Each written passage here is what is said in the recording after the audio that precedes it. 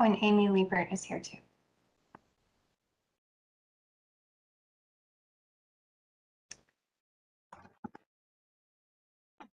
Good afternoon. Good afternoon.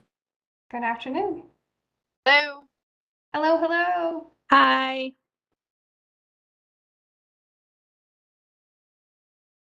Hello. I'm going to give it just a second as a few folks join us. So thank you all so much for taking time out of your busy days and weeks to be here this afternoon with the Caltrans District 11 team. I know we were hoping to do this in person and unfortunately had to pivot. I think we've all gotten very good at pivoting over the last couple of years as we address things. So thank you for being with us virtually.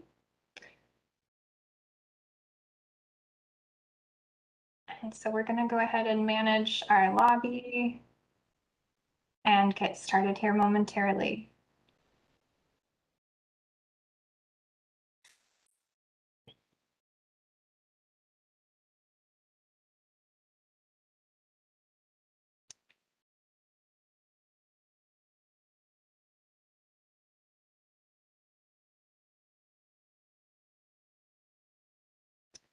Okay.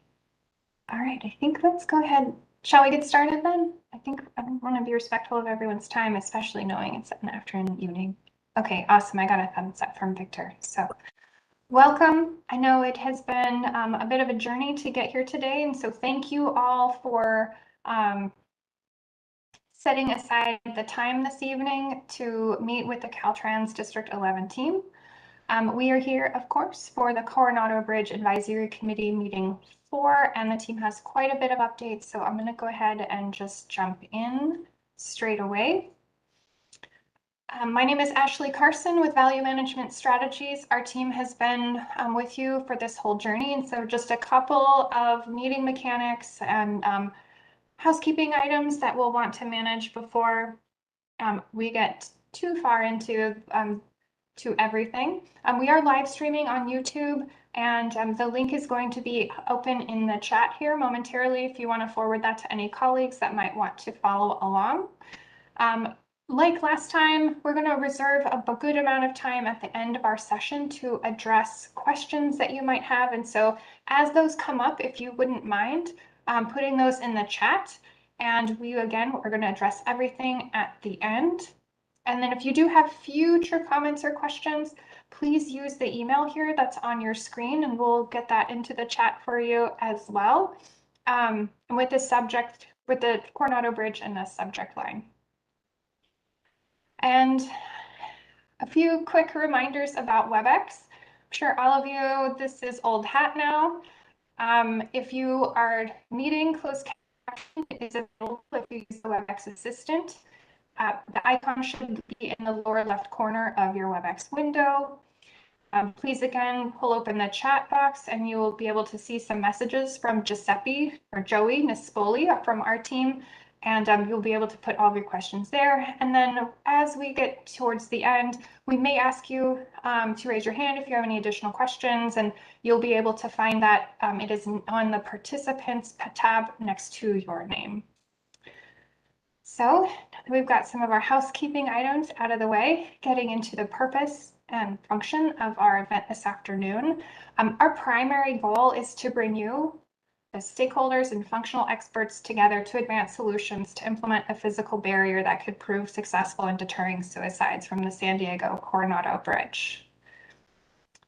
And so this is our 4th of 5 advisory committee meetings, and today we're going to cover a quick refresher on milestones, some reminders about language and prevention from our suicide prevention specialist, Dan Collins, who is with us again today.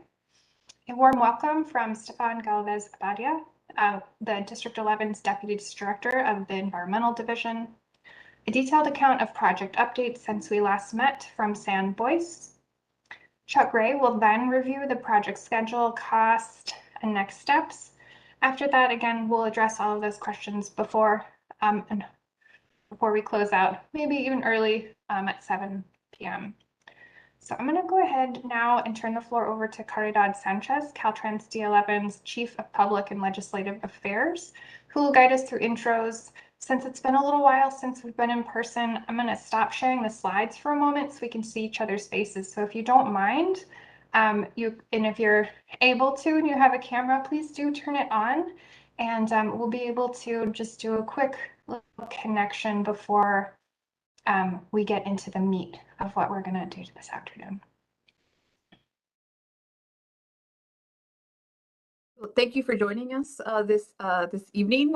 Senate Bill 656 required Caltrans to convene a committee to provide input into the building a suicide prevention barrier on the Coronado Bridge. It also listed some folks that should be participating in the meeting. Caltrans also had the leverage to include other folks. And so we expanded the group of stakeholders to include first responders, healthcare providers, and a few other folks. So rather than read your name, I thought we would all sort of see each other here. There's a couple of folks who don't have their camera on, but we do have folks. Oh, they're all coming on. Yes, camera's on. We have folks here from Senator. Actually, I don't see her yet, but we do have representation and certainly assistance from the President Pro Tem, Tony Atkins, Senator Wessell's office, who was very instrumental in us being here today and having this conversation and going through the environmental process that we're going through. Assemblymember Chris Ward, who's also been very supportive, his staff is here today. We also have representatives from the County of San Diego, the City of San Diego Mayor's office, the council member in the City of San Diego, District 8. We also have representatives from the San Diego Suicide Prevention Council, the San Diego Suicide Prevention Coalition. The U.S. Navy is represented here today, the California Highway Patrol, the San Diego Police Department, the San Diego Harbor Police Department, the Coronado Police Department, the Coronado Fire Rescue, San Diego Fire Rescue, Coastal Commission representative is here today. UCSD Healthcare also represented today. And we do have on the board or on our committee 2 residents, one from the City of San Diego and one from the City of Coronado. And Raquel Marquez Madden is with us from the City of San Diego. So thank you for taking your time today to listen, and we'll give you a bit of an update. We're also, of course, joined. So I always like to say it takes a village to do transportation projects. So we have a very large team that's worked on different aspects of this project, and we'll all be talking to you today. But just Stefan Galvez is here today. He'll be talking to you a little bit in a little bit. He is a Deputy District Director for Environmental. Erwin Guancanco is here. He's our Division Chief of Traffic Safety and Operations. Victor Mercado is here today. He's our Acting Division Chief of Design, the folks that are putting together the design of this project. On the environmental team, Matt Voss is here. He's our Senior Environmental Planner. Sam Boyce, who you've seen before, and will also be presenting to you today. Brooke Filak, Wendy Dandenau, and Chuck Gray, all project managers or design managers on this project. And then we're also joined by Yadira Whitney, who's helping with public affairs, who's helping with the live stream and a few other things. And then our consultants here today are Stan Collins. He's a suicide prevention specialist who will also be talking to you today. Ashley Carson, who's guided us through this whole project for some time now. Thank you, Ashley. Giuseppe Nespoli and Linda Lee, also from our consultants VMS. So thank you. Okay. Thank you. All right, everyone, it's so nice to see your faces. I know, again, we really wanted to try and do this in person, and it unfortunately was not in the cards this time around, and next time. So that fingers crossed.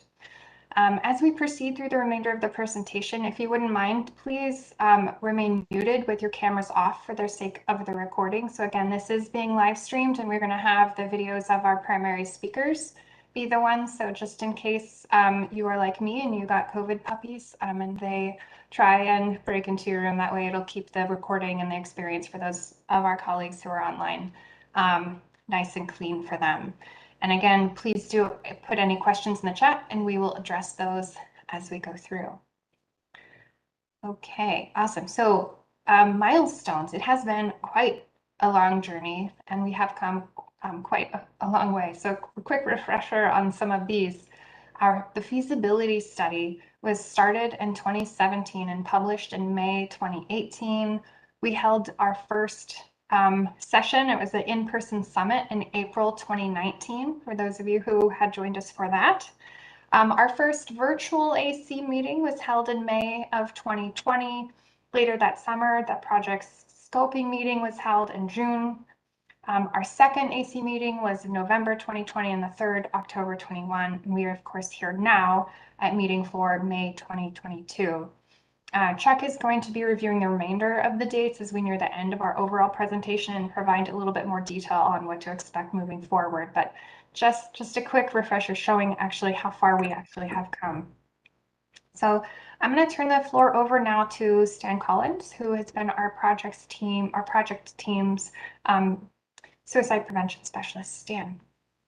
All right, thank you so much, and thanks everyone for joining us tonight. As we're having this conversation, first, I just want to say that as a loss survivor myself, obviously the content that we're going to be discussing about mean safety as well as the Coronado Bridge and the barrier could be activating some to many folks. So I just want to caution everyone to take a deep breath, and if the most important thing you can do while we're here together is take care of yourself. We're going to share some resources with you in just a moment. But with that, as mentioned, I'm a suicide prevention specialist. I work on a variety of projects, and I've been working in the field for over 20 years. And I'm just going to spend a little bit of time talking a little bit in general about prevention, introducing you to some resources, as I mentioned, and then talking about what we call mean safety or restricting access to lethal means. So with that, we'll go ahead and start off by talking about some of the language that we use related to suicide. This is language that's, oh, I'm sorry, I'm out of order, I believe. So there we go. Recommended language. So most commonly when we hear someone has died by suicide, we use the term committed suicide. And when you just think to yourself with word association, what are some of the other actions that we commit? We commit crime, we commit sin, we commit treason and adultery. Now we also commit to our friendships and our relationships, and we commit to our jobs and people in our lives. But that term committed oftentimes has a very negative connotation. A lot of people are surprised to find out that it used to be illegal to attempt suicide in many states in our country, and a lot of faith institutions are starting to change the way that they frame suicide, getting away from the idea of framing it as a sin or the equivalent of a sin, knowing that or realizing that doing so really just prevents people from seeking help. It doesn't actually prevent suicide. So instead of using the term committed, we ask that you try to switch over to the term either died by suicide or died of suicide, took their own life even. We're not trying to hide what happened. What we're trying to do is remove that association with crime or sin and really trying to remove the stigma and bias and shame that can be experienced by individuals impacted by suicide. Sometimes you'll hear people refer to successful or unsuccessful attempts. And when you break that down, a successful attempt was unfortunately lethal, and an unsuccessful attempt, the person lives. So success really doesn't make sense when we're talking about suicide. So we ask that you refer to these either as simply attempted suicides or deaths by suicide. Still very clear what the result was. And again, we're not trying to hide anything or sweep this under the rug. We want to openly discuss suicide to help prevent it, but just some of the terminology. As I kicked off here, I use the term activating for fairly obvious reasons associated with firearm suicide.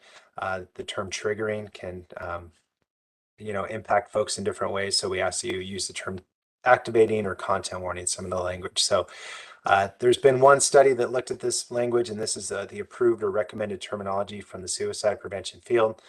So we just ask out of respect that, as best you can, try to make a switch. On the next slide, which might by accident have been the previous slide, I want to talk to you a little bit about the Suicide Prevention Action Plan 2018. This is from the San Diego County Suicide Prevention Council. We have Yenny Palomino, who heads that up here today as well. But some of the public comments mentioned that the funding used for the bridge barrier might be better spent on other efforts, whether that's from prevention or interventions, even post-vention efforts.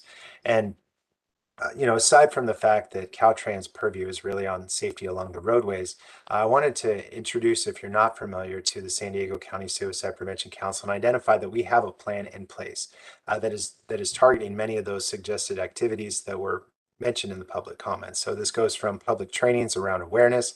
It also includes means reduction efforts, similar to what we're here to talk about today, support afterwards in clinical treatment, when someone is experiencing suicide ideation. So I encourage you to visit spcsandiego.org.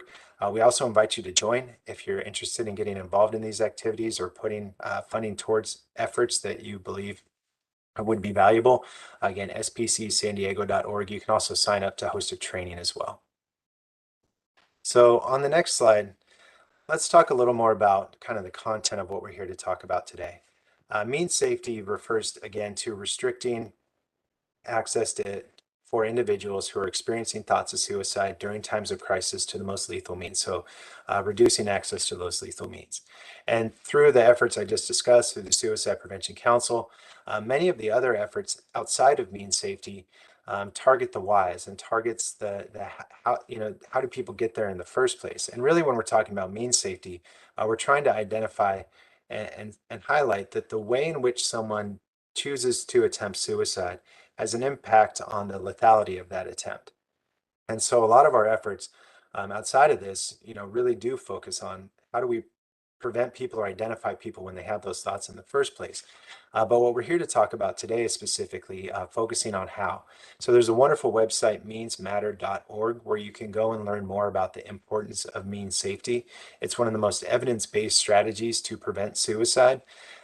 There's numerous research studies have shown that by reducing access to lethal means during times of crisis, we can simply save lives. That a person's intent to die is not necessarily tied to their chosen plan or mean or method or mechanism. Now, one of the biggest pushbacks when we talk about mean safety, we'll see on the next slide, is that people will often identify, well, won't folks just find another way? And if we put a barrier on the bridge, won't people just reach for another means? And if we put those in a safe or lock those away, won't they just reach for another item? And what the research actually shows us is that once someone is tied to a plan or a plan for their suicide attempt, or what's often referred to as a suicide image, they are very unlikely to substitute means. And this has been demonstrated in numerous studies around the world. And what they found is when whatever mechanism or mean was used most often, when they focused efforts on that means or method or mechanism and restricted access to it, not only did suicides, of course, go down using that mean and method, but oftentimes, in most cases, suicides overall went down. And what we know from other research and interviews with lived experience in suicide attempt survivors is that if substitution does occur, so if someone does change plans or change means and methods, that method is more than likely going to be less lethal than their chosen method. So again, the research really supports this in showing that, and there were a few public comments also that mentioned, well, if we put a barrier on the bridge, won't they just go somewhere else or find another way? And that's not what the evidence in the research shows us. The research supports the idea that a barrier on the bridge will ultimately save lives, or the hope that we will save lives. So how does mean safety work? How do we prevent suicide using mean safety? One is that we can put people in a safer environment. Oftentimes we refer to these as controlled environments like a hospital or some similar setting. We can make our homes safer. We can reduce access within our homes when we have individuals in our homes that are experiencing suicide crisis. And again, this is typically for temporary periods of time. And what we can also do is put a barrier. We can put items in safes. So we can put barriers on bridges. We can put lock boxes on medications. So we can put physical barriers that prevent the person from being able to access those. We can also create time and space. Something that a lot of people aren't aware of is that while someone may struggle with suicide thoughts over months or even years, the periods of time where they are actually capable of suicide, so in such emotional pain that they're capable of following through with the suicide attempt or going through with their plan, typically lasts only 30 to 90 minutes. And so one thing to remember is that time is on our side. The more time and space we can put between someone who's having thoughts of suicide and access to those means, again, the less likely they are to make an attempt. And if they do somehow substitute, the less lethal that attempt will be, which is where we get to the part about making the means less lethal. So by reducing access to the most lethal forms, we can help to save lives or hope to save lives. So that just sets the stage for kind of the background and theory about means safety and the barrier on the bridge. But we want to take a moment knowing that many of us have been impacted by suicide in a variety of ways. We are loss survivors, we are attempt survivors, we are individuals who have thought about suicide in the past or may experience thoughts of suicide in the future. Maybe our friends and family will. So we wanted to share the crisis text line, which is a national text line. You can text hello or hi or really anything to 741-741. And actually, while I'm talking about these, if you wouldn't mind, please get your phones out and take a picture. And if you want to go one step beyond, I encourage you to plug these each in as a resource on your phone. Another resource available is the National Suicide Prevention Lifeline, 1-800-273-8255. There's also a live chat available at suicidepreventionlifeline.org. But here in San Diego, we're really fortunate to have the Access and Crisis Line. So they are part of the Lifeline network. So if you call the Lifeline from a San Diego area code, you will automatically be routed to our local Access and Crisis Line. The crisis line is 888-724-7240. Easy way that I remember it is it's 7 days a week, 24 hours a day, 7 days a week, 24 hours a day, and 0 suicides is what we're aspiring to. There's also a live chat available in the evenings from 4 to 10 p.m. So again, please take a picture. One thing I want to emphasize is these resources are not just for times of crisis. There is no threshold of emergency. If feelings are brought to the surface from this conversation tonight, if you have a friend that comes to you and you're not sure what to say or where to go, if you're having thoughts yourself, if you recently lost somebody to suicide and you're waiting to go to a support group and you just need somebody to talk to, please reach out. Again, that number is 888-724-7240. And on the next slide, if you have been impacted by suicide loss, as I have, as I mentioned, I encourage you to reach out. We're really fortunate in San Diego that we have survivors of suicide loss. They run support groups. Right now, they're running virtual support groups soon. Hopefully, they'll be running them in person as well. They rotate days of the week, times, locations when they're back in person.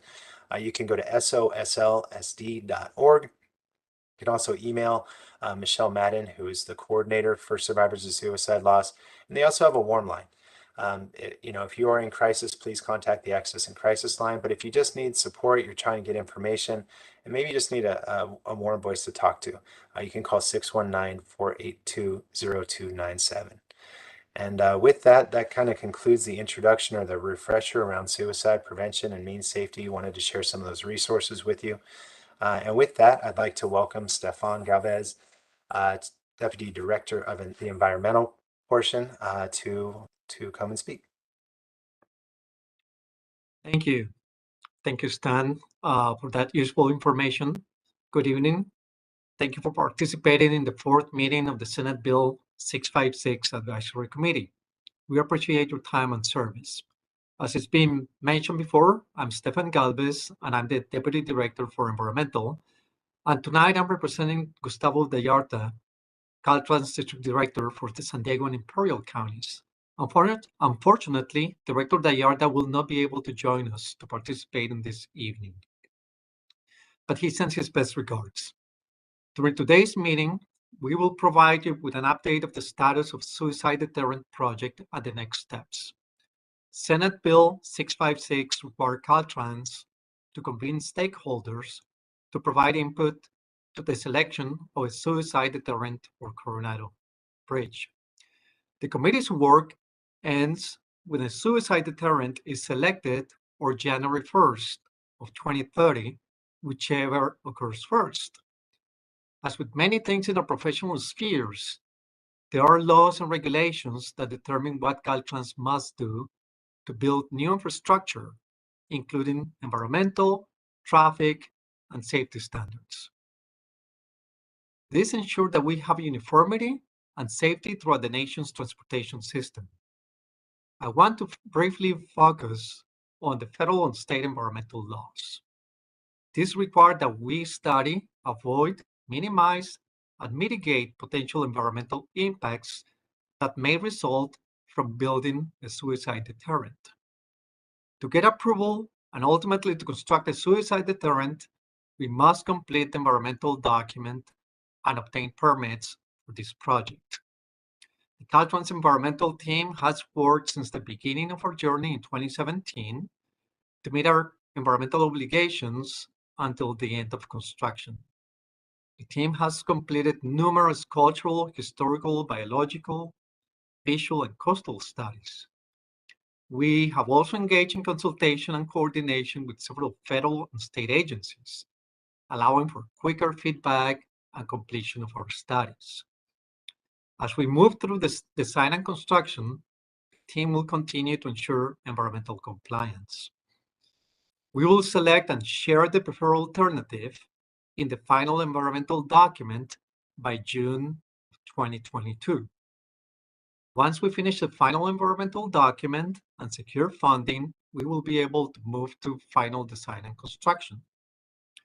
We will hold a final Senate Bill 656 Advisory Committee meeting after the release of the final environmental document, which again includes the selected preferred alternative. In a moment, you will hear more from the team, but let me quickly review with you what we're doing towards implementation of a suicide deterrent barrier. Over the past year, we have communicated how complex and unique this suicide deterrent project can be. Transportation projects do not happen quickly and always require us to balance competing needs and requirements. Ultimately, it is CEQA and NEPA which guide us in project development. This team will finalize a thorough environmental document to achieve regulatory approval.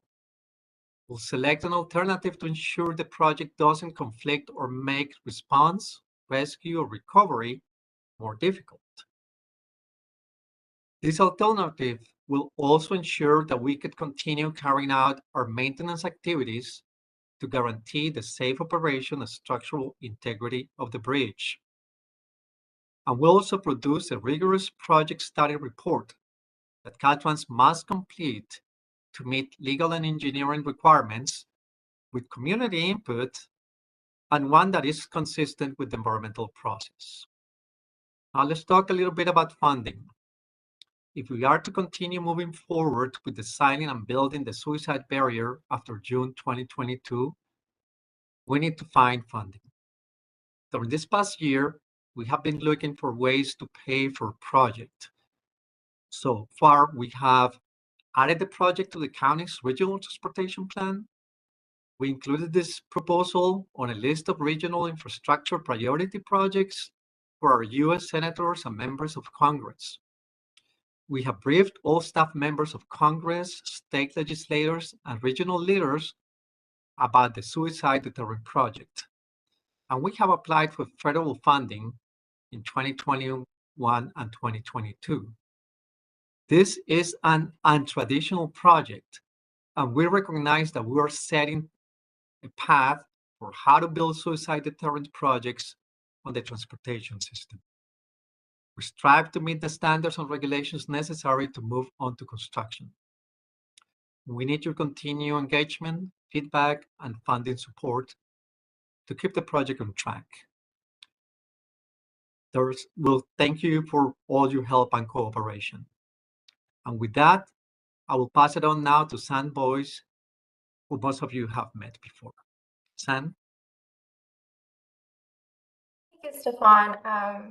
I'm San Boyce, for those who don't know. I'm the Associate Environmental Planner on this project. First, let's go over what we've done so far since the last advisory committee meeting. One major milestone we've accomplished was the draft environmental document. We circulated the draft initial study with a proposed mitigated negative declaration, or ISM&D, starting on Monday, January 31st, and continuing for 30 days until Tuesday, March 1st. Public noticing also officially started on January 31st. For public engagement, we did our best to reach out to as many folks as we could in the area. This included sending out over 2,000 mailers in advance to residents and businesses within a quarter-mile of the bridge, and posted several flyers at key community centers in Coronado and Barrio Logan. Both the mailers and flyers were in English and in Spanish. We also mailed out and emailed the notice of intent to everyone on our distribution list, including those who've been with us on this project since the feasibility study.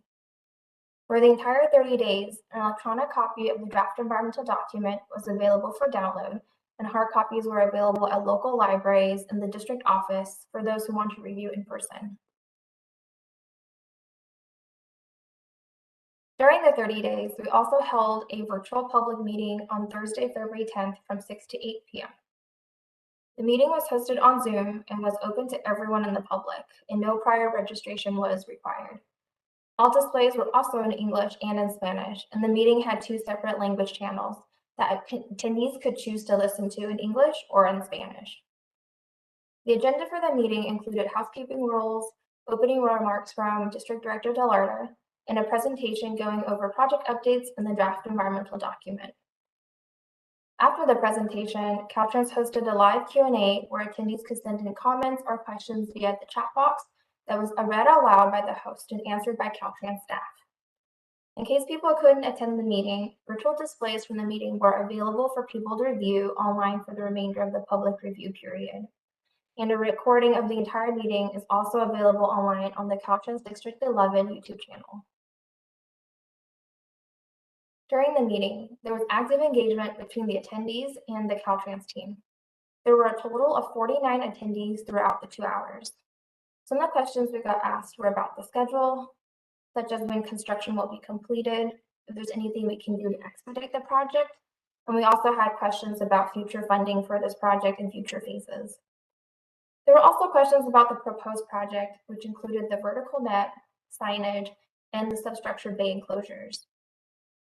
Other questions included alternative selection process, like how did we get to the vertical net, and other alternatives that we've considered but have been eliminated, such as the horizontal net. We did let attendees know that all questions and comments during the public meeting are not part of the formal administrative record, and encouraged everyone to submit their comments via the online comment form if they haven't already.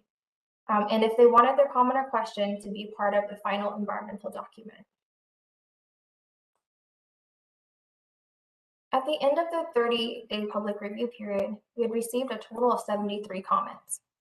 The majority of the comments were in support of the project, but there were a few that did not support the project or had concerns. Some of the concerns included potential impacts to environmental resources, such as air quality, visual, aesthetics, or community resources. There were also concerns about the cost of the project and doubts about the effectiveness of a physical suicide deterrent on the bridge. We also received several stories of loss, and we really appreciate and thank those people who taken the time to write those stories in their comments and to share their support for the project. All formal comments that were received via mail, email, or online comment form will be included and responded to in the final environmental document. Now that we've completed the public review process, as per CEQA and NEPA, Caltrans will be moving forward with reviewing the comments received and environmental analysis for selection of the preferred alternative. Once selected, the preferred alternative will be disclosed in the final environmental document. Now let's talk about what's next, which is the final environmental document. You can see here, the final environmental document is one of the last major milestones in the environmental process. For CEQA, it will be a mitigated negative declaration, and for NEPA, it will be a categorical exclusion. The final environmental document, once completed and signed, will be available on the project website. We're still on schedule to have this completed June of this year, and we will also be emailing them to advisory committee members and other stakeholders. After the final environmental document, there are still a few more objectives for the environmental team to work on. These next steps for environmental compliance include obtaining permits, ensuring that design parameters meet commitments from the environmental document and technical studies, and monitoring during construction. Now I'm going to pass it over to Project Manager Chuck Gray.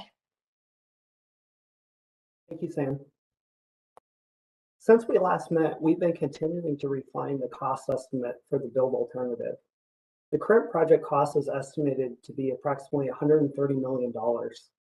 We will continue to refine the cost estimate as we continue to move forward. When talking about project cost, it's important we talk about all of the remaining work. To recap the build alternative, starting with the vertical net, The net will be approximately 8 to 10 feet tall above the existing bridge railing. The netting will be made of stainless steel with a minimum 85% transparency and will be suspended by top and bottom stainless steel cables.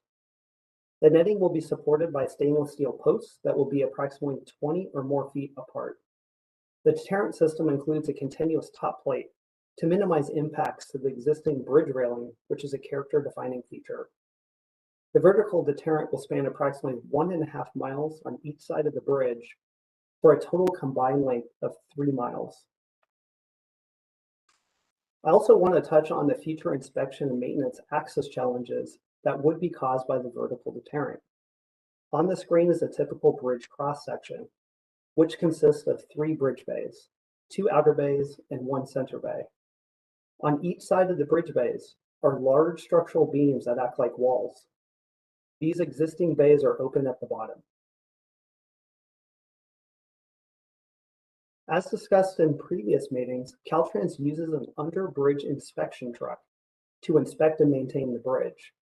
As part of the work, the inspection truck arm, as seen in the left photo, must be lowered to just inches above the existing bridge barrier to reach some of the necessary inspection and maintenance locations. After the vertical net is installed, the inspection truck arm will need to stay above the vertical net. As a result, our inspection trucks, along with other trucks we looked at on the market, will not be able to reach several areas under the bridge. Therefore, we needed to find a solution to this potential future access issue. The solution is to enclose some of the bridge bays. This example shows 2 outer bays being enclosed by adding a floor as shown in red color. On the left is a photo of the existing bridge and open bridge bays. On the right is a simulation of all 3 bridge bays enclosed. Bay enclosures will consist of a new grading floor and a steel frame to support the grates that will need to be integrated into the existing bridge. We have identified a majority of the bridge bays will need to be enclosed. Which bridge bays need to be enclosed is dependent on the location, as the bridge is not uniform. At the yellow locations, the 2 outer bridge bays will need to be enclosed. At the blue locations, the center bay and the outer bays will need to be enclosed. In addition to the vertical net and bridge bay enclosures, the build alternative will also be upgrading the existing cameras. We don't have a complete coverage of the bridge, therefore, the build alternative includes installing additional new cameras. The upgraded cameras combined with the new cameras will provide complete coverage of the bridge. This will enhance our ability and CHP's ability to monitor the bridge for any future incidents, should they occur. In addition to the physical components, there is other remaining work. Although we will be completing the final environmental document next month, environmental coordination and tasks will carry into design. The final design will need to avoid and minimize impacts to the bridge, which is a historical resource. We will also need to obtain permits and design so we can move to construction. Environmental coordination and tasks will also carry through construction. We need to ensure we meet our environmental commitments as we need to protect the bridge and the environment during construction. Regarding engineering and design, we will need to complete the final engineering analysis, which must account for all details. We will need to make the final design decisions, such as spacing of the vertical posts, thickness of the netting wire, opening size of the netting, and angle of the deterrent. We will need to prepare the plans and specifications and prepare the final cost estimate based on all the engineered details. We will also need to ensure we have all of the right-of-way rights for construction. We have identified agreements with the railroads will be needed since the work will be over the existing rail lines. For construction, we will need to bring on board a contractor. Caltrans will manage the construction contract and will perform inspections to ensure the contractor's materials and workmanship meet all requirements. We will also coordinate with all as needed. All of the remaining work, including the construction costs, is currently estimated at $130 million. Again, as we continue to move forward, we will continue to refine the cost estimate. So I'm now going to be talking about the project schedule for the build alternative. We are nearing completion of the final environmental document. Pending funding, we estimate it will take approximately 3 years to complete the design. I must emphasize the bridge is not uniform and is complex. The final analysis and design must account for all details.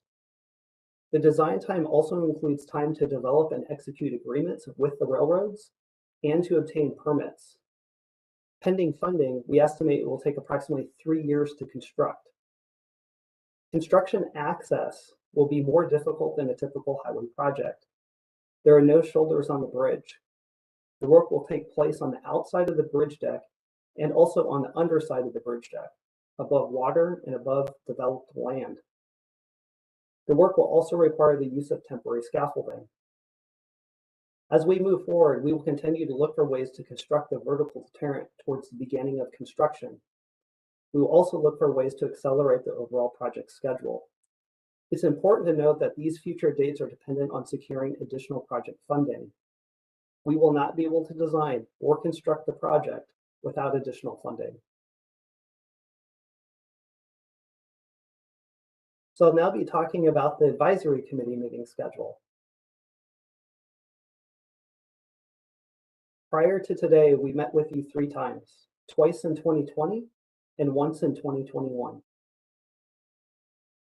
Since we last met, we completed and released the draft environmental document to the public.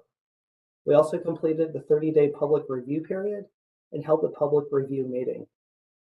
We are currently evaluating all input received.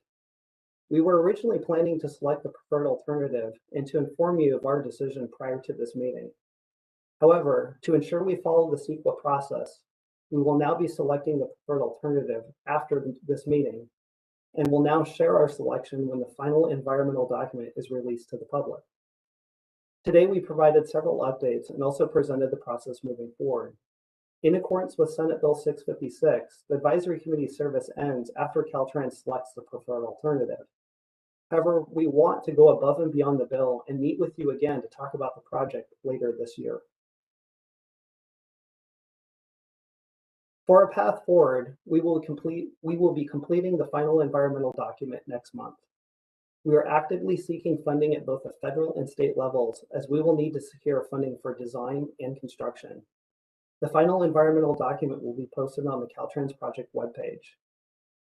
We will also email a link to the final environmental document to each of the advisory committee members. We're planning to hold the next advisory committee meeting in late 2022. And I'll now hand you back over to Ashley. Excellent. Thanks so much, Chuck. Okay, well, I do not see any questions yet in the chat. And so are there any that perhaps people are holding on to? Feel free to go ahead and enter them there, or you're also welcome to raise your hand.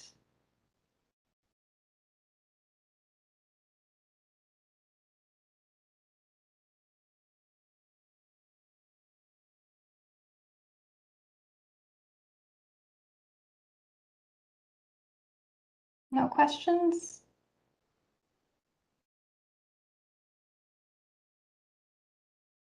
I think we may beat our team's record for beating our time then for what we allow on the calendar for our advisory committee meetings. If there aren't any questions, I'll just hold tight for one more sec. Okay, well, so just as oh, yeah, and feel free to raise your hands if you saw that there in the chat from Joey. Joey, I thought that was a question. Got all excited. Okay, well, so we wanted to bring this back up. And so Stan, do you want to say another couple of words just to reiterate the need to keep these resources at hand? And then we'll close out with Stefan again.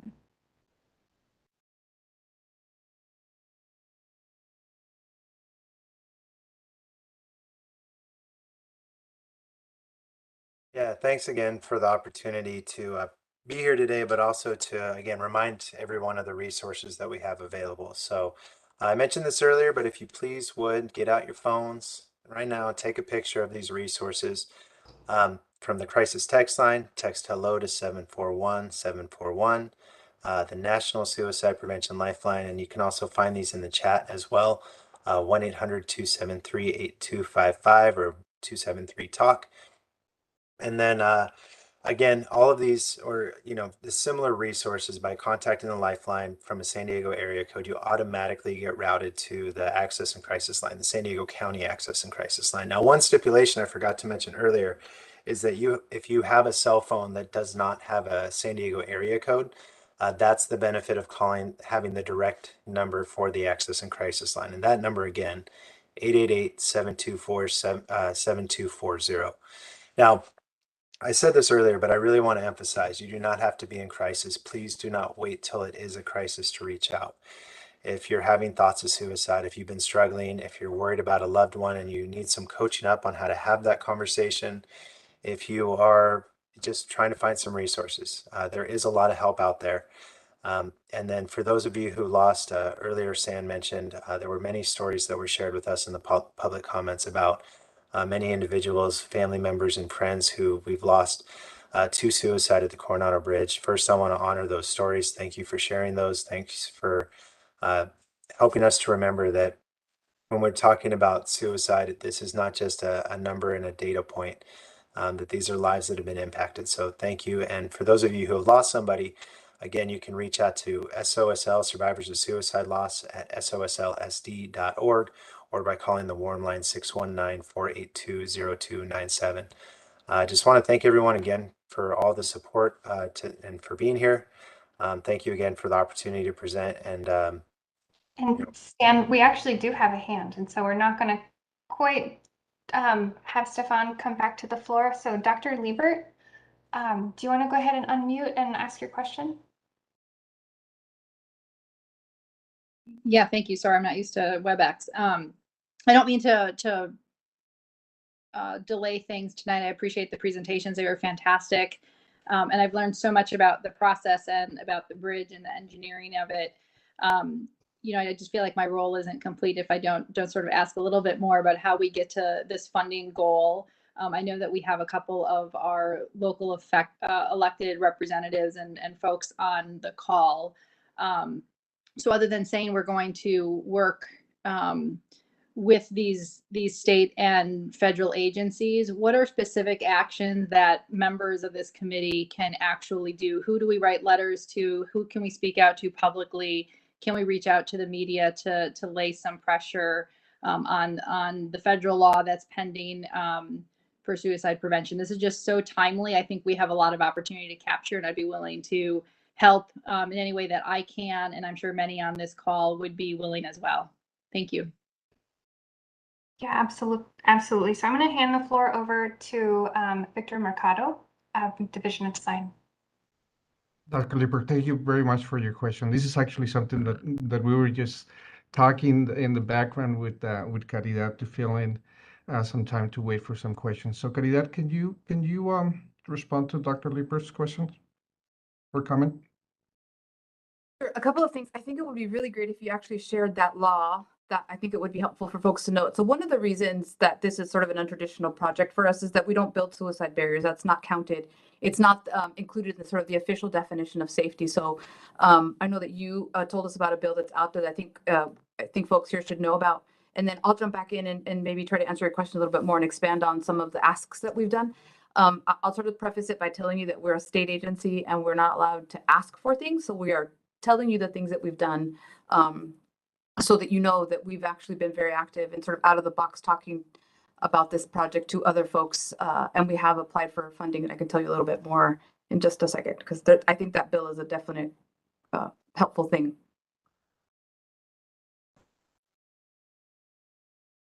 And I thank you. I hope I'm getting this right. I believe it's HR 2955, the Suicide Prevention Act. That's currently in Congress. It's Representative Chris Stewart out of Utah. If I'm not mistaken, someone may need to fact check me on that. But I think this is something I'm going to ask my professional organization, the American College of Surgeons, to support. But I think if law enforcement and our state representatives can reach out to their networks, that would be quite helpful. The folks that I know here at a state level, I'm definitely reaching out to. I know I just had a chance to meet with some of you all sort of offline, and, you know, where I see, and just maybe to educate folks on the call a little bit, every patient who jumps from the bridge and survives that initial impact is brought to UCSD Health, which is, I believe, why the position was left for one of our physicians. And so how the catchment area for trauma patients is, we see every single one of these patients. So in my short 2.5 years here in California, or in San Diego, I've cared for a number of these patients as frequently or as recently as within the last 6 weeks or so.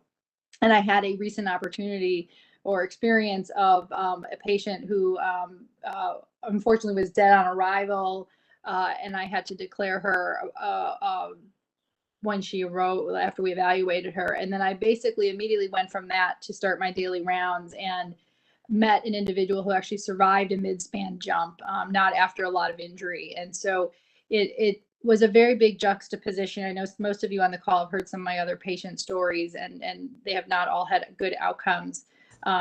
Just the, you know, it saddens me a little bit to realize we're not going to have an effective barrier, even with funding expected until 2029. So if there's anything that I can do, if anyone else in the group wants to meet offline or connect via email or through our representatives on this call, I would encourage it and be happy to somehow try to facilitate that on both the state, local, and federal levels.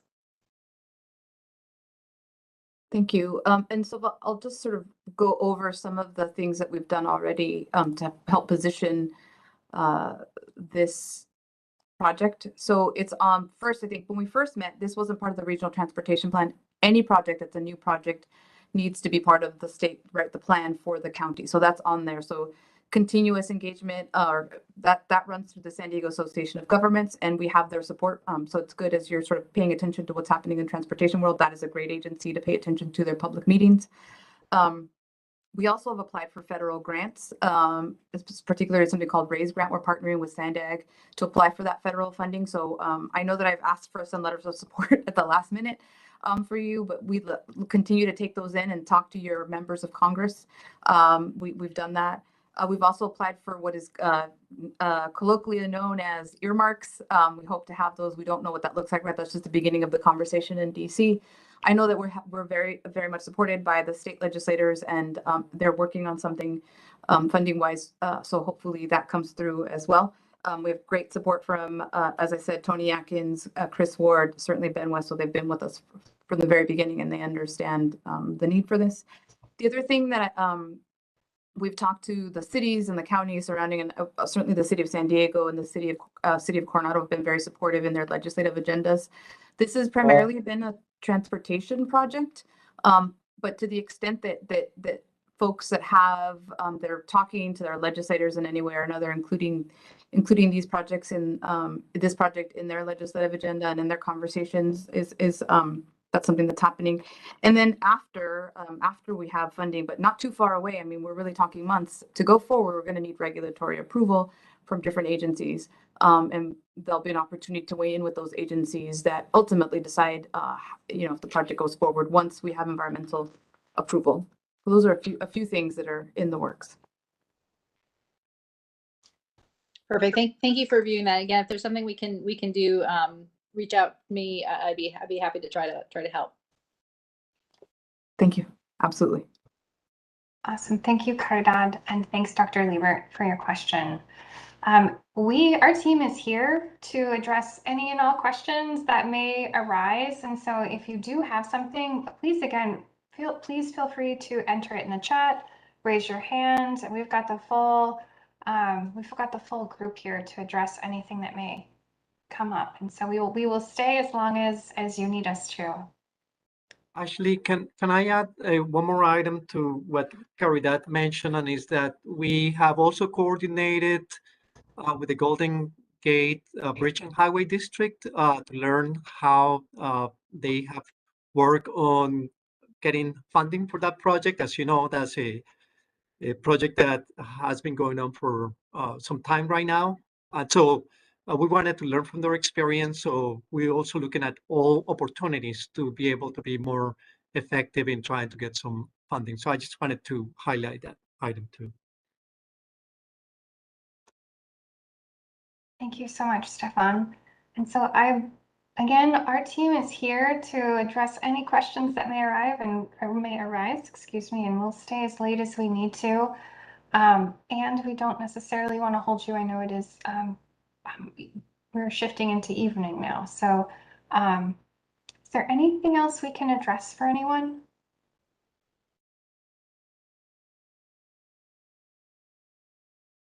You're welcome to put it in the chat, or you could, of course, just go ahead and raise your hand.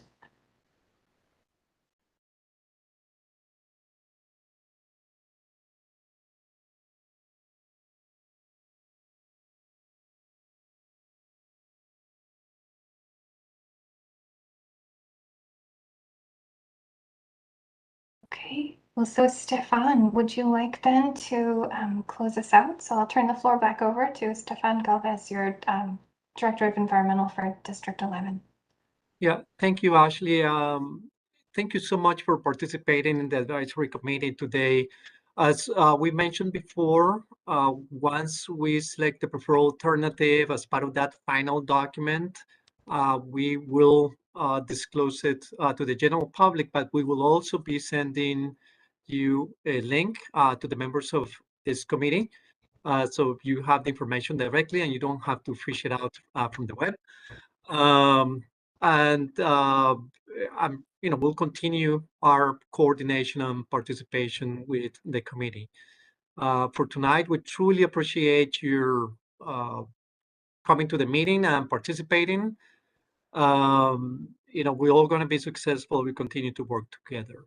I think that we'll probably stay here maybe another 5-10 minutes if that is okay with the Caltrans team. But I wanted to go ahead and, on behalf of Caltrans, thank you for your participation tonight.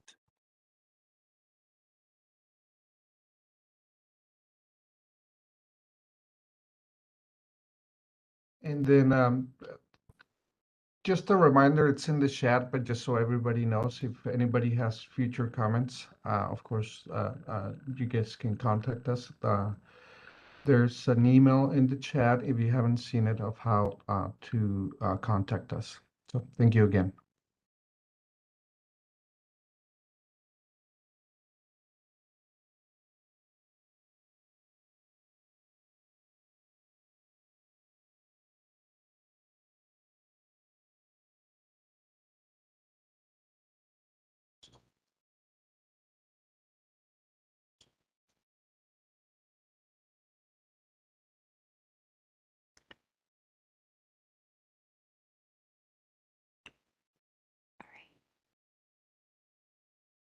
So like Stefan mentioned, our team will hang back if there are any questions that we can address. Otherwise, I think this is the limit of our presentation. So thank you again for all logging in and participating with us. Thank you for your work on the advisory committee.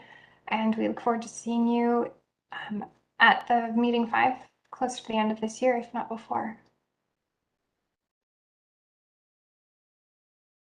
Thank you, everyone. It's been informative and wonderful. Appreciate it. Thank you.